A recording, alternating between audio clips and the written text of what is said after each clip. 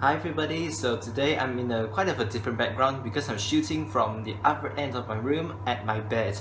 So in this video is topic number 4 and I'm going to continue my discussion about social media. However, instead of addictions and obsessions, I'll be talking about abuse. How people have abused the use of social media. So when you talk about abuse, I guess many of you who are watching, the first thing that comes to your mind is probably cyberbullying. It's now so normal. In the olden days, you get bullying in the school compound, but now that the internet community is growing like nuts, now you get bullies who have to go onto the internet and gangbang, so-called gangbang, on weaker people. And it's not just the weak people. Normally in the school bullying, it is normally the physically smaller or weaker. However, in the internet, even the most powerful people can get cyberbullied. I mean, I wonder why people have to cyberbully. Because I'm not a cyberbully myself, but if I were to use logical thinking, people cyberbully for the following reasons. Number one, they're just pure jealous. I mean, some people, they just want easy effort, easy money. But in a social media sense, it's like easy followers, easy friends, easy likes. So they don't want to use their own effort. They want to cyberbully, mention their names and attack them on the internet community, hopefully to get the recognition. I mean, people work hard to get recognition in their own effort. They use their own talents in their own time. But these cyberbullies have to do the drastic thing. They have to cause destruction because they are jealous of people's success. And another reason, well, sad to say, revenge. I mean, I understand sometimes we tend to prank people or want to have a bit of fun. And I know it's always fun to have a bit of a revenge, like pulling a small prank on April Fool's Day. But sometimes people have to do drastic things. People always have to come on top and make sure people cannot climb up. I mean, if you're in the business field, it's still okay. Because if you are in the business field, it's considering about your money, your income. And that quite matters, and it's kind of easy to understand why. Because of this bit of greed, just to earn more money to support your own life. But then, why do these people have to go on to cyberbullying in order to do that? I mean, by cyberbullying, you do not get any money. Even if you destroy people and don't allow people space to climb up, do you earn anything? Don't forget, although the internet is full of people who are not very good in using their brain, there are still tons of people, or should I say majority, who still have logical thinking. You think you cyberbully just to show that you're stronger? No. Anybody in the right mindset will think you are practically weaker.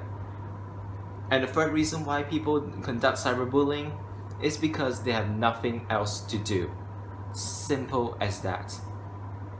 I mean, there's so many things in the world that you can do. Study. If your grades are not good, read more references. Go online. If you're a university student, read more topics regarding to your course. If you're like me who has lots to talk but your friends have their time to their own, I record myself talking. I mean, it's so much better than cyberbullying, right? You get to cyberbullying, people hate you, and you lose friends. I mean, why should I resort to cyberbullying when there's so much negatives compared to the positives? Even if nobody watches this video, I'm happy because I'm doing what I like, is to share opinions and share some thoughts. So that's the idea. And besides cyberbullying, you may be asking, Marcus, is there any more ways of internet abuse? Well, the thing is, criminal cases is other than cyberbullying. Fake accounts, very, very common. Celebrities have a lot of die-hard fans. Even those which are not popular, but even the smallest bit of celebrity status can earn you a few die-hard fans. And many times, these die-hard fans do not have a very strong mentality. In the end, they believe what they see, which is not a good thing. So some people resort to creating fake accounts posing themselves as that celebrity. So they become an imposter, which I will say they're imposter celebrity fake accounts. And they will reply to a fan's comments just to glamour them. I mean, although these people may not do any harm, but I feel it's a bit of an abuse because you are deceiving people into believing that their idols are talking to them. But of course, if that person has logic, they will know it's a fake account. Because as a celebrity, it's quite understand that a celebrity's account must have a lot of followers. So if you see a celebrity's account reply to you, but that account doesn't have many followers, I guess you understand where that account is coming from. Scam. But still, you can say people have a weak mentality, but you can't entirely blame on that. Because, I mean, human hearts are very weak. We are weak in different ways. Just like sometimes I believe in people too easily, so sometimes I end up trusting the wrong people, which I'm trying to overcome. It's kind of successful in a way nowadays than older, but I'm still trying to work on not to trust the wrong people, because sometimes I still do once in a while. But then, if you know people's mentalities are weak, then you are scamming them. That means the fault originates from you.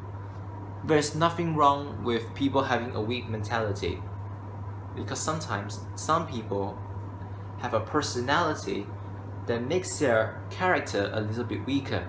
But why do you have to dress yourself in a sheep's costume when you are actually a wolf to scam them? Why can't you work on more effort to change yourself into a nice person, and instead of scamming people, you be a person that offers blessings? You see the misuse of values. This is how people use the social media, and you may think it's a form of misuse, but I feel it's abuse. You're using it to the wrong way.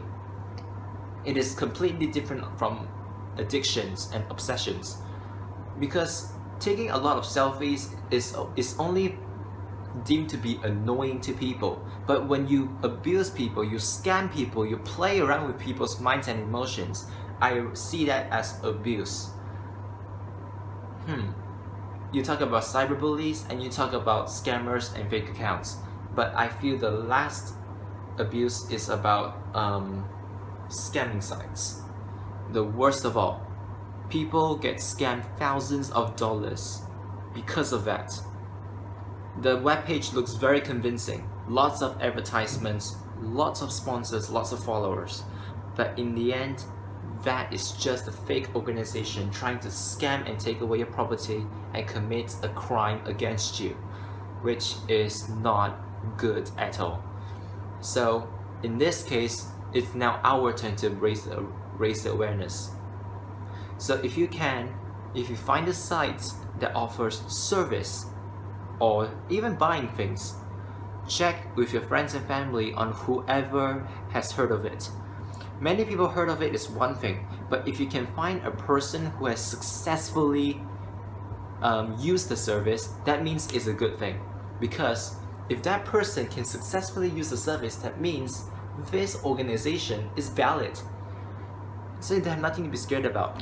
But many times we assume it's a new company or less popular one, then we just close one eye and just use it. But don't forget, if this is a real company, there'll be more people using it, and there'll be at least a few thousand people who follow, not just a few hundred. It's impossible. Even new companies, they will do very huge publicities, and they will still at least manage to rake up a few thousand likes. Don't forget, there's a reason why likes and followers can actually determine whether you're real or not. Real celebrity accounts have a few thousand and millions, while some fake accounts only have just that few thousand and even hundreds, not even 1,000. So I mean, although to some people likes and followers don't matter, but sometimes it is one of the criteria to determine whether this account is true or a scam. So when it comes to internet abuse, it's not just about blaming people or talking bad about people who get scammed from it because they're stupid. Because besides calling people stupid, it's time to take action. Actions speak louder than words. So if you know that people fall for it, don't fall for it yourself.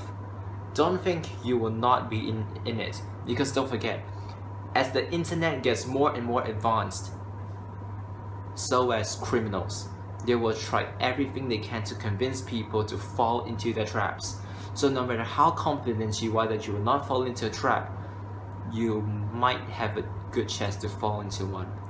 So, I mean, you can laugh at people for abusing social media, but it's more important that you don't do it yourself.